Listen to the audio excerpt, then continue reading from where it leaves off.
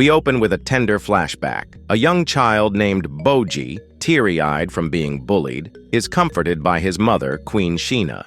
In a heartfelt moment that sets the stage for Boji's unwavering determination, the queen assures him that he can persevere through it all, and that one day he'll be the greatest king the world has ever seen. Fast forward to present-day Boji, now older but still pint-sized. He strolls through the kingdom wearing nothing but his crown and undergarments, much to the amusement of the townspeople who mockingly dub him the useless prince. Unbeknownst to them, Boji is on a secret mission to retrieve his stolen clothes from a shadowy figure named Kagi. Kagi, a member of a notorious assassin clan, initially sees Boji as an easy mark. However, Boji's kindness and persistence begin to chip away at Kage's hardened exterior. On their first encounter, Kage tricks Boji into giving him his clothes, leaving the young boy in nothing but his undies. Determined to befriend the hardened trickster, Boji continues to bring him new clothes daily, each time returning home in his undergarments. The townspeople's ridicule doesn't deter him. Instead, Boji's resilience shines through, and Kagi starts to see the prince in a new light.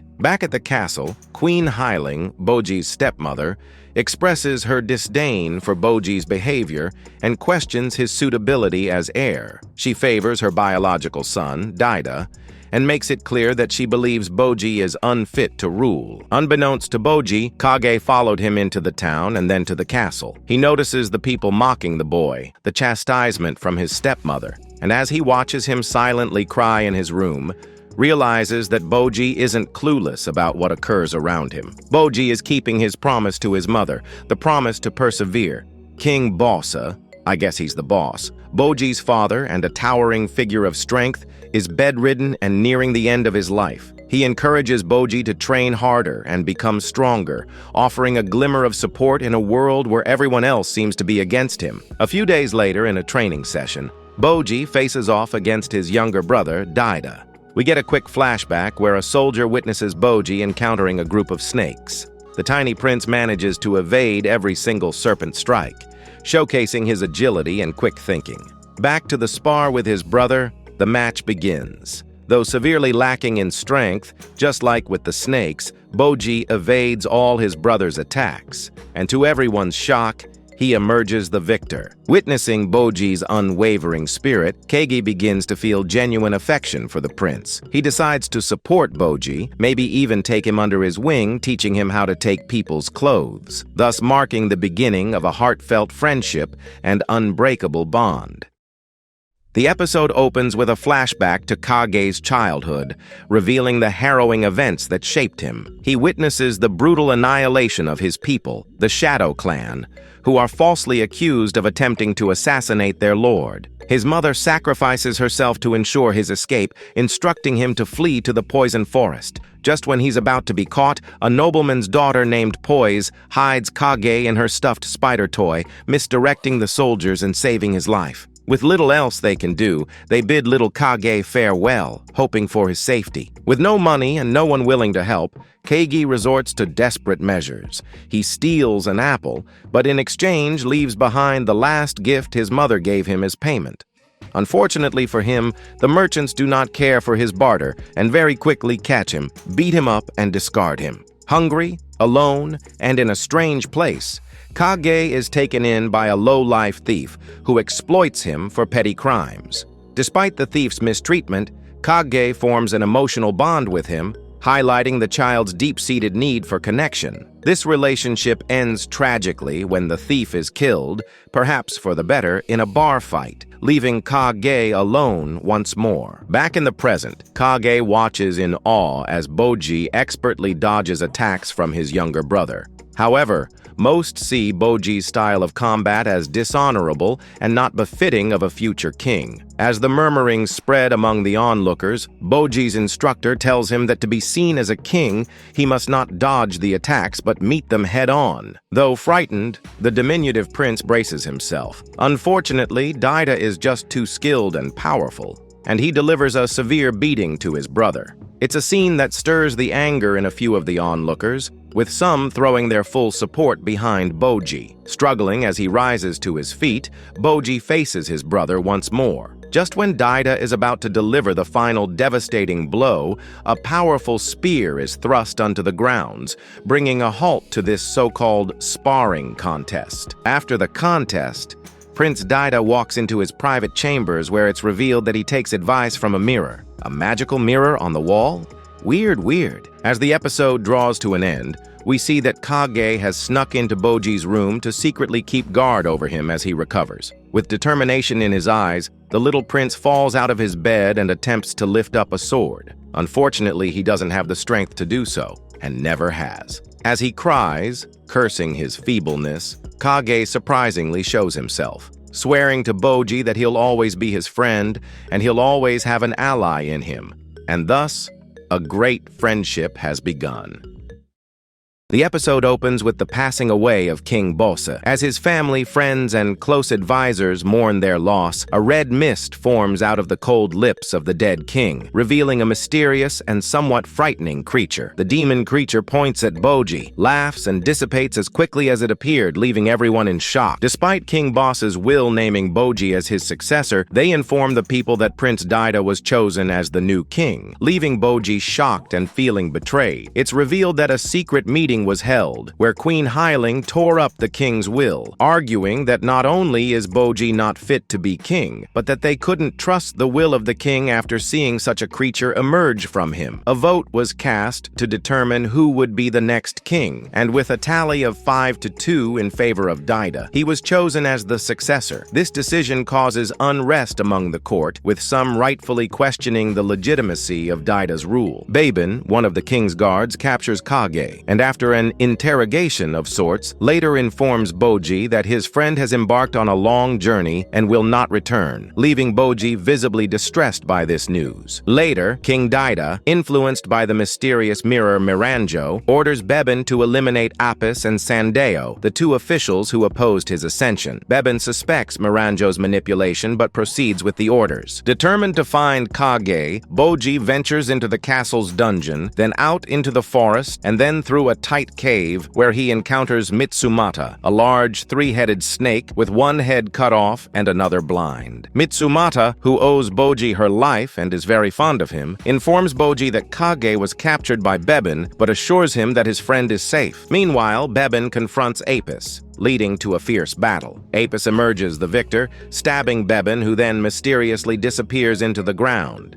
As Apis walks away like a badass, he declares his intention to support Boji's claim to the throne. Boji expresses his wish to embark on a journey on his own, but Queen Hyling refuses his request. Determined to travel, the little prince decides to run away. He creates a makeshift rope, and as he makes his way down, is discovered by the queen, who nearly has a heart attack, screaming at him to come back up. As Boji is hauled upwards, he looses his grip and falls. Without hesitation, Queen Hyling leaps after him, but is caught just in time by her guard. Upon reaching him, the queen heals Boji with all her might. Back in the past, we learn that while Boji lay injured in his bed, his stepmother snuck into his room, and with all the energy she could muster, healed his injuries. She has always loved Boji, protecting him in her own way. Queen Hyling eventually agrees to Boji's request, allowing him to visit her parents, accompanied by Domus and Hokuro. With a sense of foreboding, she sends him off, worried that at the end of it all, she may lose both Daida and Boji. Filled with determination and enthusiasm, Boji and his entourage set out on their journey to visit Queen Hyling's parents, blissfully unaware of the challenges that await them. Back at the castle, King Daida undergoes a strength assessment to determine his ranking among kings. He faces a formidable golem, and despite his efforts, struggles to defeat it. Miranjo, the magic mirror, offers him the option to inherit King Bosse's strength, but Daida initially refuses, desiring to prove himself on his own merits. However, after his defeat, he reconsiders the offer, showcasing his internal conflict and vulnerability. Meanwhile, our trio of travelers enter a new town, with sights and sounds that Boji has never seen or heard before, he's entranced by the atmosphere and very quickly finds himself separated from his entourage. Seemingly unperturbed, he sleeps beside a water fountain, and when Hokuro finds him, they discover that his bag containing gifts for Queen Hyeling's parents has been stolen. As the journey progresses, Domus exhibits signs of an internal struggle. He questions Hokuro about the importance of following orders, hinting at his own doubts and the weight of his mission. Domus's behavior becomes increasingly suspicious, foreshadowing the betrayal to come. The following day, as they continue their journey, Boji's belongings mysteriously reappear before them, suggesting the presence of a hidden guardian watching over him. As they move through the forest filled with dangerous creatures, Boji gets distracted by a butterfly and falls into a trap. Once again, he's separated from the group. He walks through the cave to discover an old man who, quite frankly, has lost his marbles. Boji learns very quickly not to trust everyone he meets, as the old man later asks the boy if he'd like to be offered as a sacrifice. The young prince flees from him and, thankfully, finds his fellow adventurers. As the trio share a meal at night, the unseen protector intervenes again when Boji is about to eat some meat offered to him. Daggers are thrown to prevent Boji from consuming it. A family of foxes steal the meat, and the following morning, they find the animals dead from consuming what seems to be poisoned food. Domus attributes the attack to Bebin, but the true identity of the protector remains unclear. The trio arrives at the gate to the underworld, a massive chasm. Under the guise of showing Boji something, Domus leads him to the edge and pushes him into the abyss, attempting to fulfill an assassination order from King Daida. Domus's internal conflict is evident, but he ultimately chooses loyalty to the king over his bond with Boji. Back at the castle, Daida is consumed by his nightmares. He dreams of his mother warning him not to open Pandora's box. He dreams of his brother, Boji's, resilience. Resilience that he fears and respects in equal measure. Once awake, he steels himself as he accepts the mirror's offer of power and then delves into the catacombs of the castle. The episode opens with Boji shocked that he somehow survived being pushed into the abyss by Domus.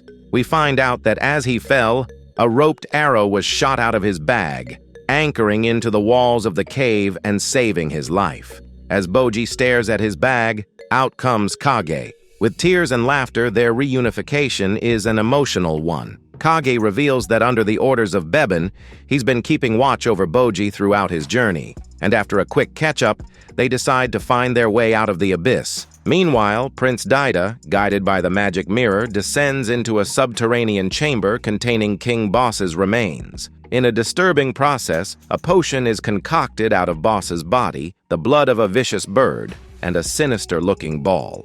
Uncle Roger would not be pleased with this cooking.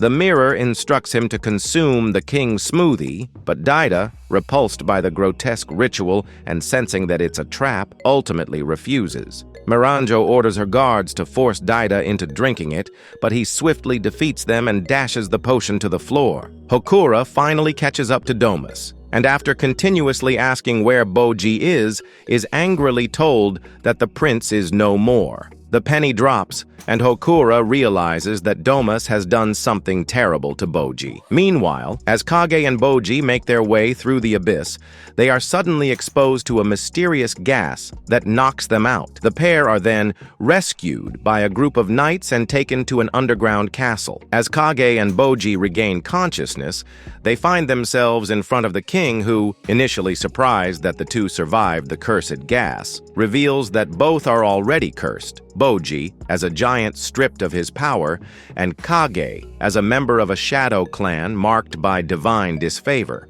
The episode concludes with Hokuro confronting Domus. He draws his sword, ready to fight. Domus, being one of the most powerful warriors in the kingdom, is much stronger than Hokuro, who has as much chance of winning as a snowball's chance in hell. But the young soldier cannot let this go and decides to avenge Boji. The fight is one-sided. However, Domus allows Hokuro to strike at his hand, almost severing it, and as Domus knocks out Hokuro, disgusted with himself, he completely cuts off his own right hand, letting it fall to the ground. The episode begins with Boji and Kage standing before King Desha, ruler of the underworld, as he mocks Boji. Not one to stand by while his friend is being teased, Kage stands up for Boji. He eventually reveals the purpose of their visit, informing the king that they're on a quest to find a man, whose name starts with Des, to train Boji and make him stronger. The king reveals that his name is Desha. Kage quickly changes his attitude, begging the king to train Boji and make him stronger. Amused by the request, King Desha tells Boji that he'll have to spar with the commander of the Knights of the Underworld in order for him to judge his ability. Boji happily accepts, but as he continuously hits the commander, it becomes painfully clear how weak the little prince's attacks are. His strikes land like a wet noodle on concrete. Disappointed by the show, Desha is about to throw them both out for wasting his time when Kage informs the king that Boji's skills lie in his ability to dodge. And so the rules are changed. Boji must try to evade the commander's attacks. To the commander's shock, Boji dodges every single attack thrown at him. Proud of his friend, Kage asks if the king will train Boji, but Desha refuses. He states that although Boji can survive a fight, he'll never win one due to his lack of strength. Kage remembers that he has a letter of recommendation from Beben and hands it to Desha. But after the king reads it, he tears the letter in half and throws them both out. Just as they're about to leave, the commander calls to them. He reveals that the trainer they're looking for is a man named Despa, King Desha's younger brother. When asked why he's helping them, the commander tells them that he feels pity for Boji. Kage, ever sharp-tongued, tells him to shove his pity where the sun doesn't shine. However, the commander would also like to see Boji succeed. With this information, they part ways and head to the underground city in search of Despa. Back at the castle, as Miranjo expresses her displeasure at Daida throwing away the potion, Apis makes his way towards them. When he finds the prince, Apis instantly attacks. Just as his spear is about to strike Daida down, Miranjo yells at him to stop. It's revealed that years ago, Apis met with Miranjo, a powerful and obviously dangerous woman. As Apis speaks with her secretively, Daida moves to strike down the knight, but Miranjo begs him to stop. When the king lowers his guard, Apis hits him in the gut, knocking him out. Next, as Daida sits unconscious and tied to a chair, Miranjo proclaims that he was right to refuse the potion. As it's poured down his throat, she states that the potion wasn't for his power, but for hers. As the episode draws to a close, Boji and Kage finally reach the home of Despa. And as the legendary trainer answers the door, we see a man who, just like Boji, couldn't be more different to his brother.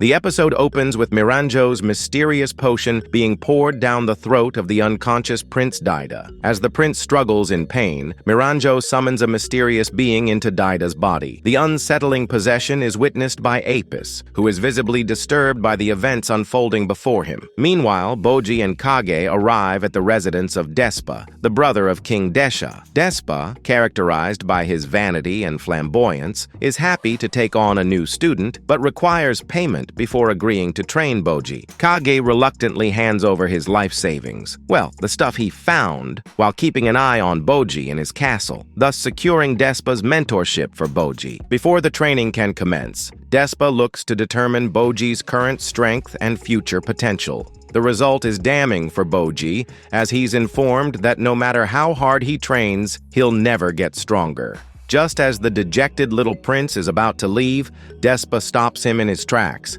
He tells Boji that as he's already collected payment, he's determined to see the training through. He emphasizes the importance of understanding oneself and one's opponent, and reveals that Boji, despite lacking physical strength, possesses immense potential due to his unique abilities and heritage. The following morning, filled with newfound enthusiasm, Boji gets up before everyone else and begins the housework. He cleans the place and even makes breakfast, though it becomes clear that he's a terrible cook. Despa and Kage brace themselves for the meal, and although Boji finds the food delicious, it almost sends the other two to the afterlife.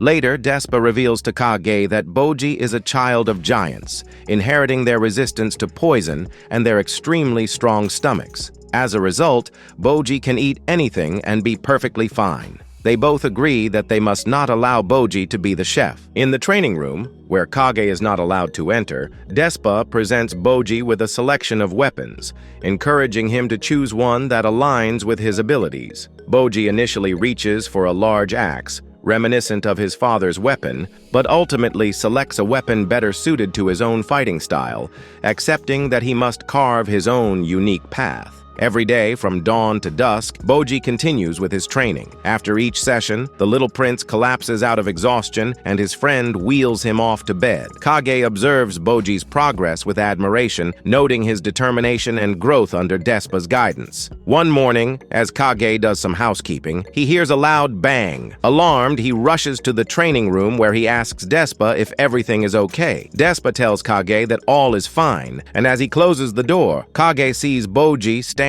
before a very large boulder that's been split in half. The episode concludes with Daida, now possessed, walking through the throne room. And as he sits on his throne, he ominously remarks, "So, I have sacrificed another son."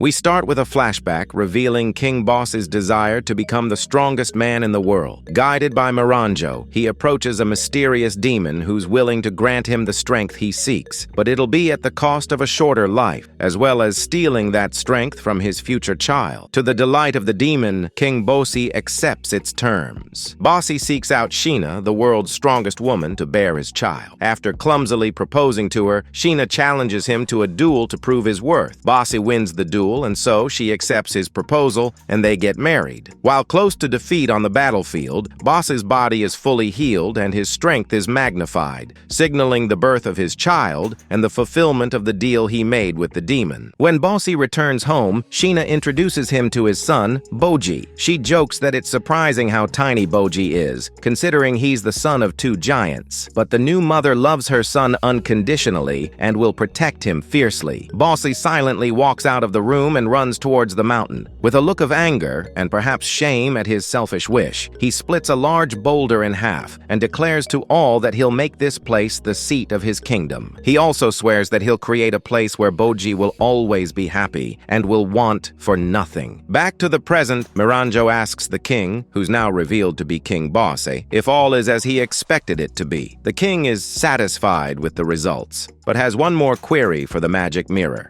He faces Miranjo and asks, "Mirror, mirror, hear my call. Who is the strongest of them all?" The answer given is one the king is extremely happy about. Back in Queen Heiling's quarters, Hokuro, having been spared by Domus, informs the queen of what happened to Boji. The queen is visibly distraught, and with anger surging through her, she orders the execution of Hokuro. Meanwhile, the king toys with a pack of powerful creatures that'll be used, at the behest of Miranjo, to assassinate Queen Heiling. As Hokuro is prepared for his execution, a masked intruder surges into the courtyard. With non-lethal attacks, he cuts through the soldiers and rescues Hokuro. However, before they can escape, King Bosse leaps down and effortlessly defeats the intruder. The mask is removed, revealing it to be Domus. The king speaks secretively to Domus, revealing, among other things, that he is in fact King Bosse. He decrees to all that Domus will not be killed, but instead, he and Hokuro are banished from the kingdom. As the king approaches Queen Heiling, who's unsure if this is truly her son, he whispers into her ear. Miranjo, displeased with this, asks Apis if he has any idea what the king might be saying to his wife. A quick flashback reveals that thanks to the three-headed snake that he once saved, Bebin is still alive after his fight with Apis. As the episode comes to a close, the second son, seemingly lost and perhaps forgotten, finds himself alone as he wanders through a dark and foreboding void.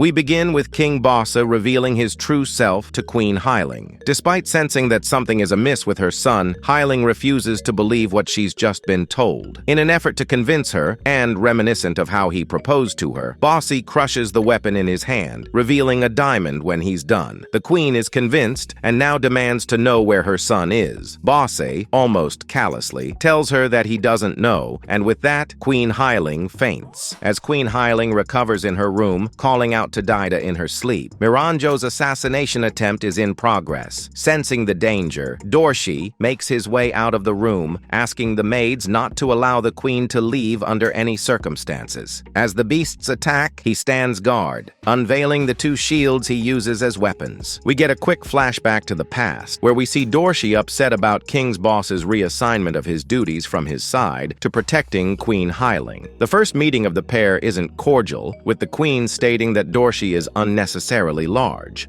Most of us will never hear this in real life. Hyling says this because she's desperately trying to get close to little Boji and is worried that Dorsha, with his bulky frame, might frighten him off. Over time, the snot-nosed little prince becomes comfortable with the queen and even Dorsha. Back in the present, the battle continues. Sensing that he may lose, Dorshi sheds his heavy armor and shields, ready to unleash a beat down with his fists. The battle is intense, and with his unwavering dedication to being the queen's shield, Dorshi emerges victorious as he collapses from his wounds. Back in the throne room, Miranjo is shocked as she realizes that her beasts have been destroyed and her assassination attempt has failed. The king engages in a cryptic conversation with Miranjo. Their exchange hints at a complex relationship, with Boss's true intentions remaining ambiguous. In a surreal moment, Bossy invites Miranjo to dance. This unexpected act seems to serve as a strategic move, as the dance ends almost as quickly as it began. Miranjo's magical energy is quickly depleted, and the witch, struggling for breath, has to retreat to the underworld to regain her strength, thus providing valuable time for the queen until the next assassination attempt. Later, Hyling confronts Bossa, demanding to know where their son is.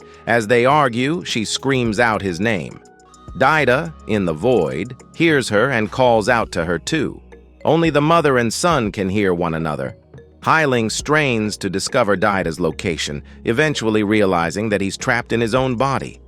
Out of desperation, she draws a knife and lunges at the king, but is quickly stopped by her bodyguard, who tells her that she'd be striking at her son's own body. The queen is hysterical and has to be knocked out. King Bossa then tells Dorsha to take the queen far away from the kingdom before the next assassination attempt. Alone in the darkness, Daida wonders if this is how the world seemed to his brother Boji.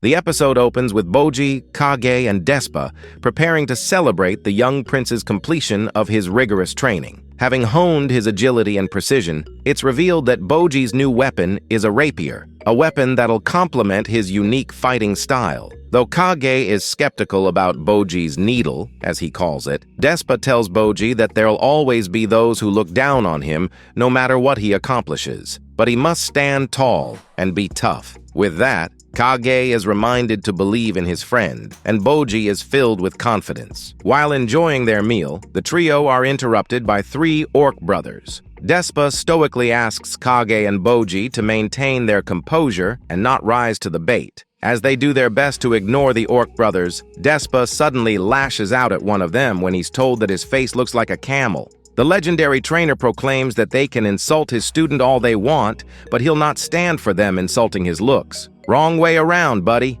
A bar fight begins, and in the ensuing brawl, Boji demonstrates his agility and strategic prowess by deftly avoiding attacks and subduing his opponents. Boji has been trained to strike at the vulnerable points on a body, thus allowing him to avoid injury to himself and knock out his opponents without killing them, though Despa reveals that Boji also has a dangerous secret ability. We find out later that the bar fight was orchestrated by Despa as a field test of sorts to gauge Boji's newfound prowess. A test that has proven to be a success. A flashback reveals that Mitsumata, the two-headed snake, played a pivotal role in Boji's development. Mitsumata taught Boji how to read lips and enhance his dodging abilities, skills that have become integral to his combat technique. Back in the present, we see Beben, who's slowly recovering from his injuries, having a conversation with Mitsumata. The knight has always had a soft spot for Boji, but just like many others, believes that Daida is a far better choice for king. Mitsumata tells Beben that she believes that one day, Boji will not only save his brother Daida from peril, but the entire kingdom. Meanwhile, as Boji prepares to return to his kingdom, he grapples with doubts about Queen Hyling's intentions, imagining her as an enemy. Kage reassures Boji, reminding him of how Hyling genuinely cared for him. Literally knocking some sense into himself, the young prince braces himself for his return home. As the episode draws to an end, we're taken into a deep dungeon where we see an ominous man menacingly and disgustingly gorging himself on a dead rat.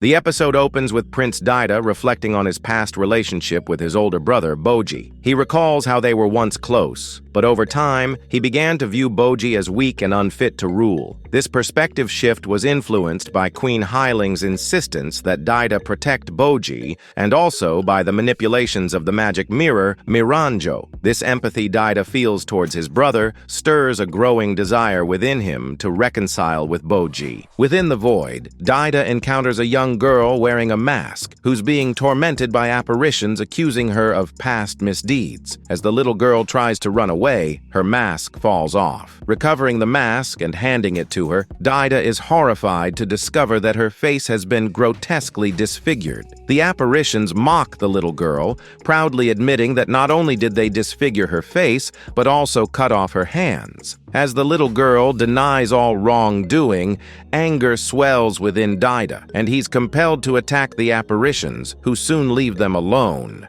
The little girl introduces herself as Miranjo. She also claims that Daida smells familiar, asking the prince if he knows a man named Bosse. Daida tells her that Bosse is his dad, but little Miranjo believes it must be someone different, as the Bosse she knows has no children. With that, she thanks Daida and begins to leave, but Daida insists that she stay with him, promising to protect her, and that he'll make sure they escape the void together. Outside of the void, we see the magic mirror Miranjo, who suddenly feels like comfort has been brought to her heart. Meanwhile, Boji and Kage are about to set out on their journey back home. With tearful goodbyes, the pair bid farewell to Despa, swearing that they'll never forget him. As they depart, they're intercepted by knights from the underworld, who inform them of the chaos unfolding in the kingdom. Concerned for Queen Hailing's safety, Boji and Kage decide to join them and return swiftly. In a separate development, Miranjo orchestrates the release of 6 dangerous criminals from the underworld,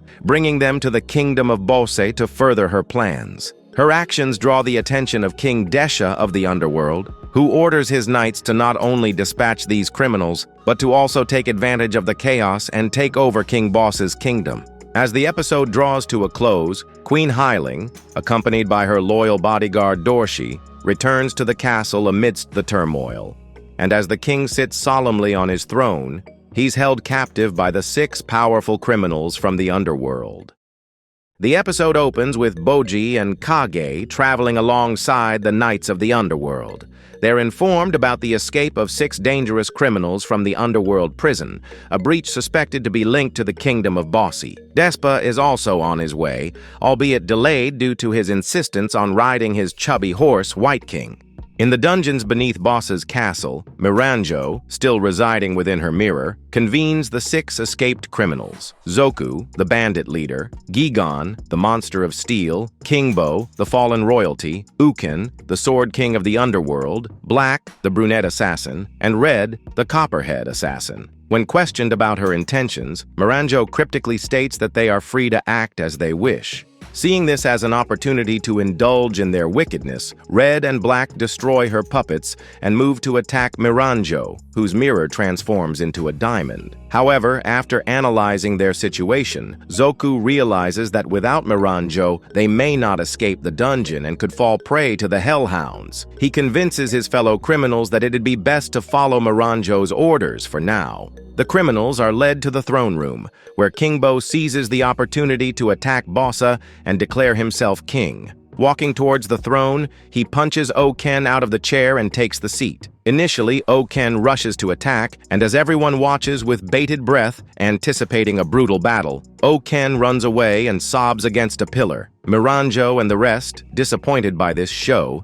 make their way towards the castle grounds. With everyone gone, Oken's true nature is revealed. He suddenly immobilizes Kingbo using magic, severs his tendons, and repeatedly stabs him, showcasing his brutality and sadism. Zoku, witnessing the scene, dons the fallen crown, proclaiming himself the new king, and soon afterwards callously discards Kingbo's lifeless body into the forest below. Queen Hailing, accompanied by her loyal bodyguard Dorshi and a small elite force, arrives at the castle gates. They are met by Miranjo, who Dorshi recognizes as someone presumed dead from a past war. Hailing also vaguely remembers the mirror. Miranjo declares her intent to destroy Boss's kingdom and unleashes hellhounds upon Hailing and her entourage. Elsewhere, Domus and Hokuro, despite not having fully completed their training, prepare to seal the entrance to the underworld. Unaware of Boji's return, they believe this mission is crucial to prevent further threats. Domus instructs Hokuro to provide cover with a crossbow while he leads the assault.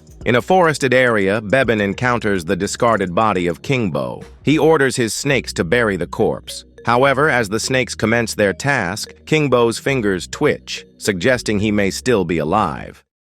We begin with Queen Hyling and Dorshi. As the number of formidable enemies increase, Dorsha, realizing the queen is in grave danger, watch as things play out, letting fate dictate the outcome. But she also warns Apis that as Queen Hyling watches on in horror, Dorshi's foot is torn away. Meanwhile, Oken arrives in town, cutting down the townspeople and soldiers alike. Thankfully, the Knights of the Underground soon arrive. The commander asks Boji to head towards the castle to aid Queen Hyling. With the defeat of Hyling and Dorshi seemingly imminent, try to run away with the mirror. Filled with anger, Apis is about to exact punishment, but he's tricked by Zoku. We watch as the two criminals depart, leaving Apis defeated. The episode opens with Queen Hyling and her loyal bodyguard, Dorshi, under siege by monstrous hellhounds unleashed by Miranjo. Dorshi valiantly defends the queen, sustaining severe injuries, including the loss of an eye and a foot. Just when defeat seems inevitable, Mitsumata, the two-headed snake, emerges from the ground to assist. Though the snake effortlessly defeats the hellhounds, it's overpowered by Gigan, one of the escaped criminals. Boji and Kage arrive at the castle amidst the chaos. Distraught at the condition of his friend, the little prince urges his stepmother to help. The queen is reminded of her first encounter with Mitsumata, where a younger Boji asked her to help the severely injured baby snake. Unfortunately, in her efforts to save Dorsha's life, the queen used up all her potions, and with her magical energy depleted, there's nothing she can do for the snake. Fortunately for all, Kage had kept a stockpile of these potions with him, and after handing them over to Hyling, the queen is able to heal Mitsumata's wounds. Next, Gigan confronts Boji. Utilizing his training under Despa, the little prince identifies the weak points in Gigan's weapon, shattering it with precise strikes and defeating the criminal. After the battle, Boji and Queen Hyling share a heartfelt reunion. Moved by Boji's growth and courage, Hyling embraces him, acknowledging his growth and newfound strength. Kage also introduces himself to the queen, explaining his role in supporting Boji. And although initially wary, Hyling comes to appreciate Kage's loyalty and dedication, recognizing him as a trusted ally to Boji. While family and friends reunite, Gigan wakes up from his nap. Rather than challenging Boji and receiving a third butt-kicking, Gigan swears allegiance to the little prince. I guess he's smarter than he looks. Additionally, the Hellhounds, once adversaries, are healed by Hyling at Boji's request, and the spell placed on them by Miranjo is broken. Filled with gratitude, they also pledge their loyalty to Boji. With new allies, Queen Hyling, always willing to teach Boji how to conduct himself before his subjects, urges Boji to move forward as a leader of men. Meanwhile, in a nearby village, Oken continues his rampage, decimating the Knights of the Underworld. Despa arrives and, observing from the shadows, contacts his brother Desha. Desha uses a lightning strike to temporarily incapacitate Oken, allowing Despa to restrain him. It's revealed that Oken, once a noble knight, became immortal and lost his sanity, with Miranjo playing a role in his downfall. With the episode coming to a close, we see King Desha and his knights standing before the underworld portal as they begin their invasion of Boss's kingdom. In the aftermath of the previous battles, Queen Hyling entrusts Boji with a crucial mission. Mitsumata informs them that Domus and Hokuro have located the entrance to the underworld and are on their way towards it. Recognizing the potential danger, Boji, not yet fully confident in himself, is given the full support of all around him, and with that, decides to return the Hellhounds to the underworld and confront Domus. Hyling expresses concern over Boji facing Domus, who once betrayed him, but Kage reassures her of their resolve. As Boji, Kage, Gigan, and the Hellhounds depart, Dorshi acknowledges Boji's growth, and Hyling proudly affirms He's my son, after all. Domus and Hokuro, having found the entrance to the underworld, encounter the formidable knights of the underworld. Despite being outnumbered, Domus's chivalry and loyalty to the kingdom compels him to engage them in combat. He skillfully defeats several knights, including the formidable Subukata, without delivering lethal blows. As Domus continues his battle, an uphill struggle is made almost insurmountable with the arrival of King Desha of the underworld, accompanied by even more of his knights. Desha confronts Domus, revealing his intent to defeat King Bossy. Though Desha is fully aware that he couldn't hope to defeat Bossy as a giant, now that the late king inhabits the body of his son Daida, his odds of victory are greatly improved. Utilizing his considerable strength, speed, and a few dirty tricks, Desha easily overpowers Domus.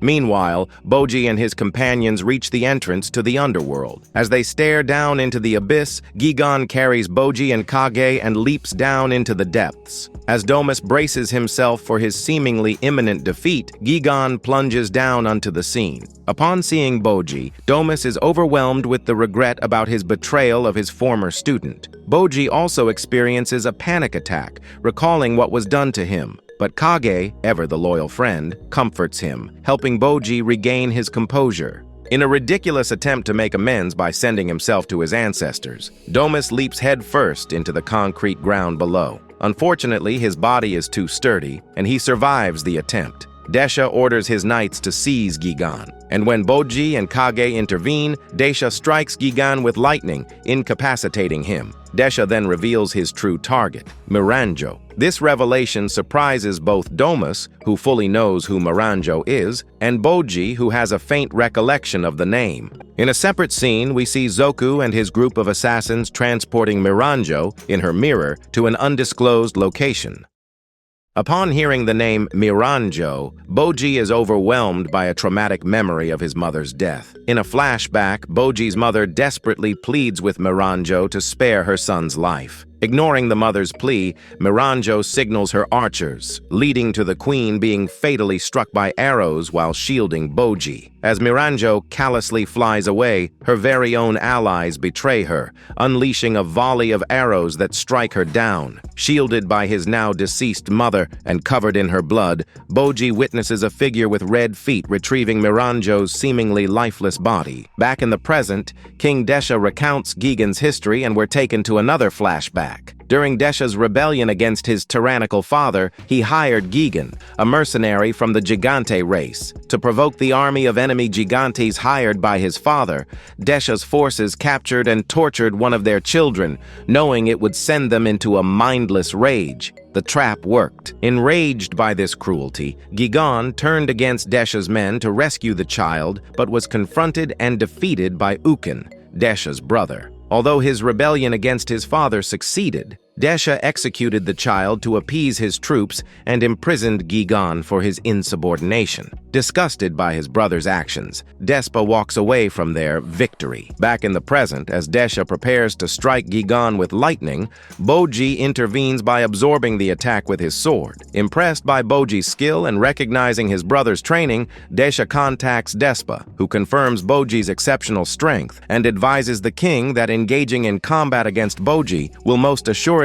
end with his defeat. A new proposal is offered by Despa, who suggests that they retreat for now, giving Boji the opportunity to attack the criminals. And while the little prince and his allies are engaged in that fight, they'll take the opportunity to strike down their true target. Desha declares to his knights that they are returning to the underworld, commanding Gigan to join them, not as a prisoner or criminal, but as one of his loyal knights. I guess he does have a conscience. As the king and his knights return, Gigan bids a heartfelt goodbye to his newfound friend. Hokuro and Domus, observing the confrontation, are astonished by Boji's newfound prowess. With tears of regret, Domus pleads for forgiveness from his former student. Despite the obvious hurt he feels at Domus's betrayal, Boji, ever kind-hearted, accepts the apology. Moved by the little prince's strength of character, Hokuro and Domus's spirits are lifted as they reflect on Boji's journey from a vulnerable prince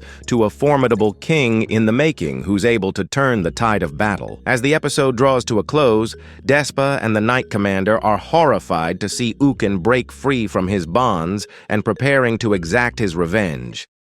Our tale begins with the origins of Uken's immortality. Satun, the former king of the underworld, sought immortality. To accomplish this goal, a human child of his bloodline was required, and so he married a human woman and fathered 3 sons, Desha, Despa, and Uken. Desha inherited magical abilities. Despa, though with an unrivaled understanding of battle, possessed limited powers, and finally Uken, who was endowed with immense physical strength. After overthrowing their tyrannical father, Uken, upon turning 25, unexpectedly gained the immortality his father so desperately sought, but it was a cursed gift. Fearing the loss of his humanity, he pleaded with his brothers to reverse the transformation, but they couldn't. And as time passed, Uken's mind deteriorated, leading to his imprisonment by Desha. Miranjo later freed Uken, setting him on his current path of destruction. Meanwhile, Boji and Kage arrive on the surface and find a wounded Apis. When the knight eventually wakes, he reveals that King Bose has reincarnated in Daida's body to fulfill a promise to Miranjo, whose goal is to return to the days when she and Bose traveled the world happily and carefree. To accomplish this goal, she seeks to set the king free from all his responsibilities by killing his wife and destroying his kingdom. Despite his internal conflict, Apis, owing a great personal debt to Miranjo, attempts to stand in Boji's way, but is overwhelmed by the prince's intimidating aura. Recognizing Boji's potential, Apis allows them to proceed, and as he watches Boji depart, the knight coughs out blood, resigned to his own fate, yet happy about the little prince's progress. Meanwhile, Queen Hyling, Dorshi, Anne, and Mitsumata arrive at a safe house. Just as they're about to enter, out pops a mouse, and as they curiously watch it, the mouse seems to beckon them to follow it. Despite her warnings not to get in her way, Zoku continues to threaten Miranjo, and so she commands Uken to come to her. The immortal knight breaks free from his restraints and rushes to Miranjo's location. Uken confronts the 2 remaining criminals, cutting down one and moving towards Zoku, who flees in terror. Boji springs into action, cutting off the criminal's escape. Though Zoku initially thinks he can easily get past, he quickly realizes that the little boy before him is dangerous as well. He begs for mercy, and as Boji gets closer, Zoku releases a deadly gas from his mouth. Talk about bad breath. His joy is short-lived because, being the child of giants, Boji is immune to poisons. He's quickly caught and tied up by Boji, who now has to face his most dangerous adversary. Boji and Uken engage in combat. Though the little prince demonstrates remarkable agility and skill, his attacks are futile against Uken's immortality. Miranjo strangely finds herself offering advice to Kage and Boji, and when Kage asks why she knows all this and who she is, the mirror ominously declares, "I am Miranjo." The episode opens with King Bosse inhabiting Daida's body, conversing with Beben. When Beben asks why Bosse supports the magic mirror so much, the king expresses the depth of his affection for Miranjo, describing her as akin to his mother, child, and teacher, all wrapped up in one person. He recounts his past journey to the Huma Kingdom, a land of mages, where he sought worthy opponents and ended up challenging and defeating Miranjo's father,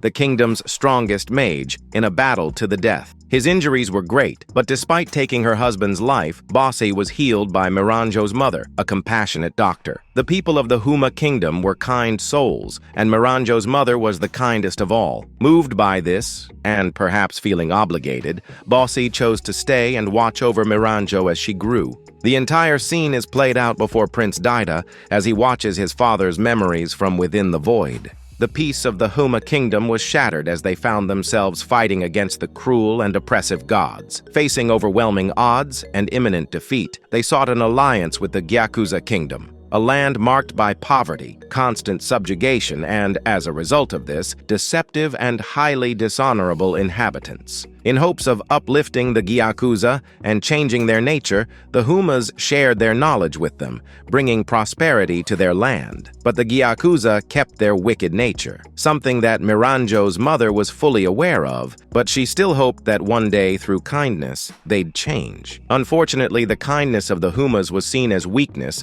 and the Gyakuza people betrayed them, siding with the gods. This treachery led to the downfall of Huma, with Miranjo's mother being killed and Miranjo herself subjected to horrific torture. Back in the present, Queen Hyling and her group encounter the wounded Apis. Despite her exhaustion, the ever-compassionate Hyling heals him. Domus and Hokuro arrive on the scene, and upon laying eyes on the queen, kneel before her, seeking forgiveness for their past transgressions. Initially angered, the queen relents, accepting their plea, and recognizing the urgency, she instructs the Big Four knights to rush to Boji's aid. At the palace grounds, Boji continues his battle against Uken. Boji's attacks are ineffective due to Uken's regenerative abilities, and he finds himself facing defeat. Kage urges Boji to retreat, but the little prince remains determined to protect others. Miranjo, observing the fight, recalls her mother's teachings about finding happiness in others' well-being. Despa arrives with the captain of the knights to aid Boji. However, Uken's insanity intensifies, and he fatally wounds Despa. Angered by this, Boji unleashes a devastating flurry of attacks against Uken, but it's not enough. The immortal knight rises to finish off the little prince, and in a desperate attempt to protect his friend, Kage, last of the Shadow Clan, unleashes his monstrous true form. The episode opens with Kage in a desperate move, transforming into a monstrous shadowy form that swallows Uken, aiming to neutralize him. A brave yet foolish move. Boji watches in horror as Uken's regenerative abilities allow him to burst out from within Kage, fatally wounding him. Observing the dire situation and compelled to help, Miranjo momentarily possesses the assassin Red. She heals Kage, Boji, and Despa, and when Despa grabs her hand, he and Boji are transported to a metaphysical realm between life and death. In this realm, Despa experiences fragments of Miranjo's memories. In the past, we watch as the Gyakuza implore a god for his help while trying to deceive him. The god sees through their plot, yet still agrees to help them. Unbeknownst to the Gyakuza people, the god plans to use them as slaves and watch with pleasure as their cruelty and wickedness make them hated throughout the world. Meanwhile, Bose walks through the town to find an incomprehensible scene. Miranjo lies chained and mutilated as the Gyakuza gleefully revel in their cruelty to her. His rage is without measure. He destroys every one of these foul creatures in sight. And just as he's about to put an end to Miranjo's misery, he stops himself. He finds a doctor to mend the child's wounds, and as he travels the world with her, Bose swears to bring the smile back to Miranjo's face. Within the ethereal realm, Kage finds himself on a boat attempting to cross a river, symbolizing the passage to the afterlife. Boji tries to reach him but is impeded by an invisible barrier. Despa realizes that he and Boji aren't dead, but are spectators in this place. An adult Miranjo appears, holding the boat's rope and preventing Kage from crossing. With tears in his eyes and promises to his late mother to live a good life, Kage retreats back to the shores of the living. He expresses gratitude to Miranjo for saving him, leading to a moment of emotional vulnerability for her. Inside Daida's subconscious, the child version of Miranjo begins to heal, glowing with newfound vitality as though her soul has been healed. She acknowledges Daida's kindness, expressing joy and gratitude. The prince doesn't want his newfound companion to leave him all alone in this void, and as little Miranjo fades away, she assures Daida that he too will be saved soon. Meanwhile, in the ethereal realm, Miranjo glimpses her mother and Boji's mother across the river as they disapprovingly glare at her. Back in the physical world, Uken continues his rampage. Mitsumata attempts to intervene, but is swiftly incapacitated. Beben, Dorshe, Domus, and Apis arrive to assist, and together, the Big Four engage Uken in battle. Despite their combined efforts, Uken's immortality and combat prowess pose significant challenges. Dorshe manages to pin Uken temporarily, but Uken recalls Despa's teachings and seizes an opportunity to bring his full power to bear. And so, the Big Four engage the immortal in combat. The episode opens in the metaphysical realm between life and death, where Boji sees his mother, Queen Shina. Though initially upset that she couldn't see or hear him because of the barrier, he's still happy to see her. Miranjo also encounters her own mother in Shina. The late queen admonishes Miranjo for her past actions, but emphasizes forgiveness, stating that her thirst for vengeance will not bring her happiness. As they all talk, Shina realizes that Miranjo can't cross over even if she wanted to. A quick flashback shows Miranjo close to death and making a pact with a demon. Even though she had betrayed the demon twice before, it agrees to her bargain. In return, the demon trapped her soul in a mirror, warning that he'll devour her soul when her life is at an end, thus denying her an afterlife. Overwhelmed by guilt and the weight of her actions, Miranjo lashes out with her magic, inadvertently returning everyone to the land of the living. Despa shares his memories of Miranjo's past with Boji, allowing him to understand her pain. Boji, empathetic as ever, sheds tears for Miranjo, leading Despa to realize that Boji can't bring himself to harm her. Meanwhile, back in the void, Daida witnesses Miranjo's memories, including her determination to use him to revive King Bossy. The penny finally drops as he realizes that the little girl and the magic mirror Miranjo are one and the same. But despite this revelation, Daida still feels empathy towards Miranjo, understanding the depth of her loneliness and pain. Back in the physical realm, the Big Four, Dorshi, Domus, Apis, and Beben, continue their battle against the immortal Uken. They manage to sever his limbs, but Uken's regenerative abilities allow him to reassemble and incapacitate them. Hokuro attempts to intervene with a crossbow, but is swiftly defeated by Uken. Despa, Boji, and Kage return to the battlefield, only to find themselves at risk of bleeding to death. Despa urges Kage to seek help from the commander of the Knights, who knows of a secret technique to stop the bleeding. However, the immortal, perhaps wise to the plot, puts an end to their plan by further injuring the commander. When all seems to be lost, and as Boji prepares to confront Uken, King Bose arrives, delivering a powerful blow to his son and chastising his men for their failures. Surprisingly, Bose uses healing magic, Queen Heiling's abilities which Daida inherited from his mother, to restore everyone's health, depleting half of his energy in the process. This act makes the king appreciate how strong and determined Heiling is. Bose confronts Uken. The knight is completely outmatched, with the only thing saving him being his immortality. Bose devises a strategy. Uprooting a massive boulder, he crushes Uken into a compact form and entombs him within the rock. This effectively neutralizes Uken, preventing him from regenerating. As the episode comes to a close, Boji, undeterred by his father's display of power, picks up his sword and challenges King Bosse to a duel. The episode opens with King Bosse, still within Prince Daida's body, approaching the mirror containing Miranjo's soul. The trapped mage expresses remorse for her past actions, including orchestrating the death of Queen Shina to enable Bosse's remarriage to Queen Heiling and the birth of an heir. She reveals that her motivation stemmed from her desperate desire to protect Bosse, even if it meant making morally questionable decisions.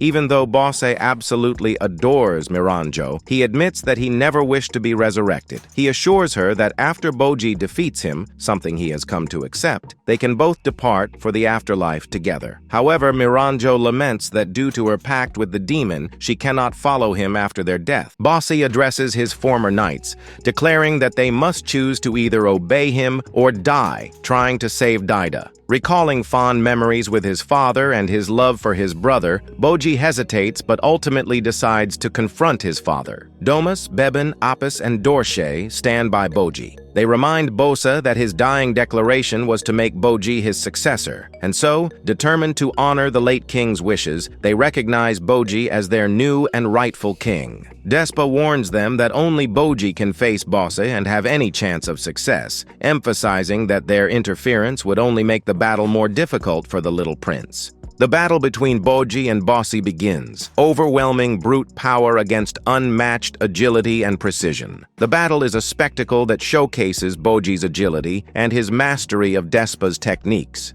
The little prince skillfully evades Boss's powerful attacks that shatter bricks and mortar. Boji manages to shatter his father's signature club and strikes a devastating blow. Throwing what remains of his might into desperate attacks, Bosi launches a hail of stones and earth at his son, but Boji seems to stand perfectly still as he dodges every single one of them. Running circles around the mighty King Bossa, Boji eventually lands the decisive blow. Defeated, Bosi reflects on his past actions, expressing guilt and acknowledging Boji's growth. He struggles towards Miranjo, intending to break the mirror so they can both depart to the afterlife together, but Boji has other plans. Boji intends to save Miranjo, and she thanks him for his compassion, knowing full well what is to come. Boji breaks the mirror, and as Bossa's soul leaves Daida's body, the late king ascends towards the sky with Miranjo. However, their departure together is cut short, as the demon captures Miranjo's soul, dragging her into a realm of eternal suffering. Miranjo finds herself in a desolate realm confronted by the demon she made the pact with. The demon was actually Miranjo's childhood friend, but now in its grown form, it intends to subject her to an endless cycle of pain and suffering.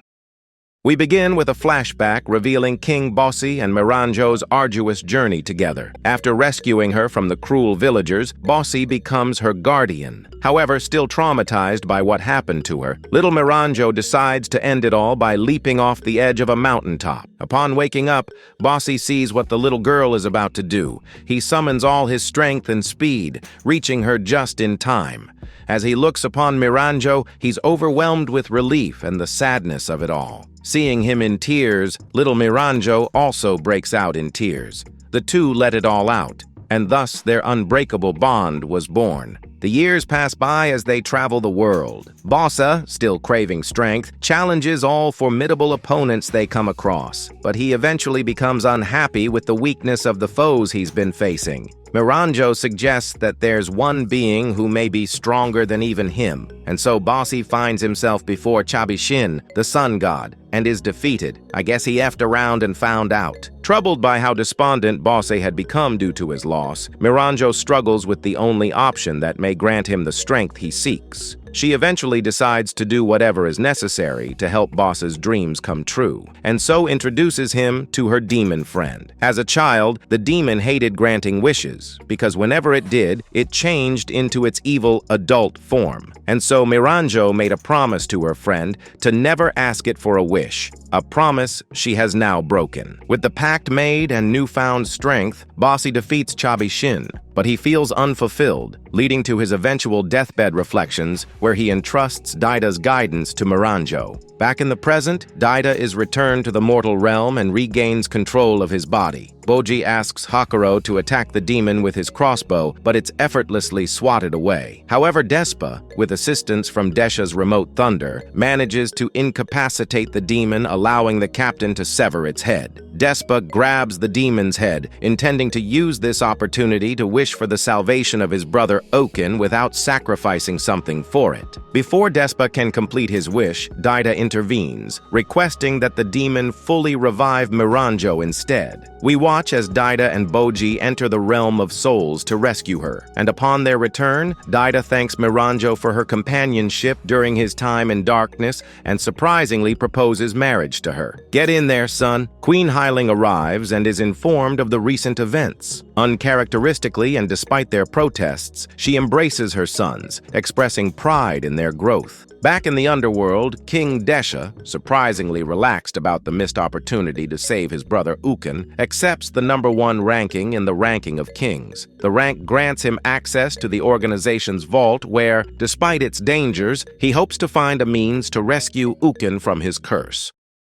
The episode begins with Queen Hyling learning about Daida's intention to marry Miranjo, the one responsible for all the chaos. Though initially shocked, the support Daida and Miranjo receive from all around them convinces Hyling, who eventually comes to accept his decision. As Miranjo weeps, she sees the spirits of her mother, King Bossi, and Queen Sheena. They offer her their support and encouragement, and as they scatter to the winds, Miranjo swears to all that she'll dedicate her life to bringing happiness to others as as a form of atonement. Daida offers his apologies to all for his own past transgressions, and to prove his sincerity, he relinquishes the throne to his brother Boji, kneeling before him. Boji looks on filled with self-doubt, and Queen Hyling wonders if her stern approach to raising him caused his lack of confidence. But as usual, Kage snaps Boji out of it, and as he offers encouragement to his friend, the queen sees how truly important their friendship is. Boji accepts, and the entire group is filled with happiness as they celebrate the new king, as well as the engagement of Daida and Miranjo. However, as they all celebrate, Kage decides to leave the kingdom without saying a word. He believes he has nothing left to offer his friend and may even be a hindrance to him due to his past and societal perceptions of the Shadow Clan. Despite his wish to become king coming true, as time passes, Boji grows more disheartened by Kage's departure, something that all around him, including his stepmother, notice. Meanwhile, the Knights of the Underground prepare for their return home. King Bo appears. The criminal has fully recovered from his fight with Uken and has returned to exact his revenge. He shatters the boulder containing Uken, and as the immortal reforms, King Bo severs his head and throws it far away. Before Uken can reconnect his head, King Bo severs the connection, and as the head falls into a deep lake, a mighty sea creature swallows it, leaving the immortal knight headless. Boji's friend prepares himself for a new and honest life. He builds a shack and heads into town in search of a job, but it proves difficult as the townspeople have a deep mistrust of his people. When he returns, he finds his shack has been damaged, but Kage refuses to be disheartened. As he wonders how his friend is doing, one of Mitsumata's snakes appears and just as quickly goes away. The following morning, Kage wakes up to realize he was only dreaming about Boji. As he laments the loss of his friend, he looks up to find Boji leaping in the air. With the help of the snake and Bebin, the two friends are reunited. A flashback reveals that Queen Hyling, noticing Boji's sadness, tells him that the most important task for a king is to work for the happiness of his people. But she also tells him that if he finds something that truly matters to him, he must pursue it with all his heart and find a place that allows him to shine the brightest. Boji reveals that he relinquished his throne to Daida. He intends to travel the world and, just like his father, build a new kingdom of his own one day. And so the two friends set off into the distance as they embark on a new adventure.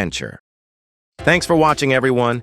Hope you enjoyed the video, and if you did, please smash that like and subscribe button to help the channel grow. And I'll see you all on the next anime adventure.